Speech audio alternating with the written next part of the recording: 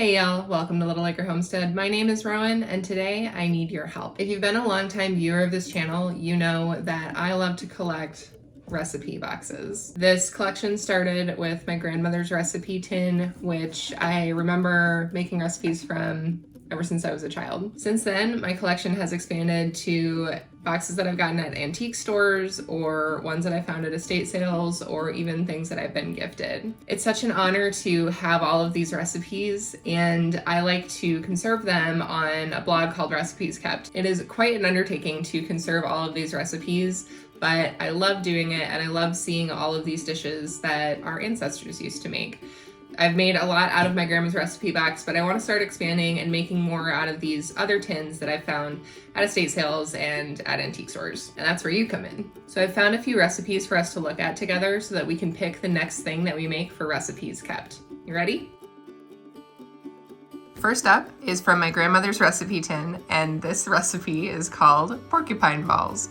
It is essentially meatballs made with hamburger and raw rice, and as well as onions and some seasonings, cooked in tomato soup in the oven in a heavy pot for 1 to 1.5 hours at 325. Super straightforward, would be really delicious.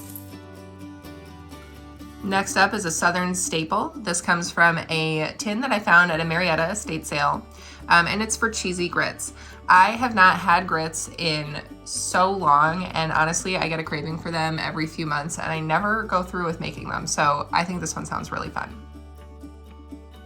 Next up is a recipe from the only tin that I've purchased at an antique store, which I love. It hangs on a wall and it is so beautiful, but it's got all these gorgeous handwritten recipes in it, and this one is for sour cream pound cake. This is the only dessert that I chose and I am so into it. I would love to make this.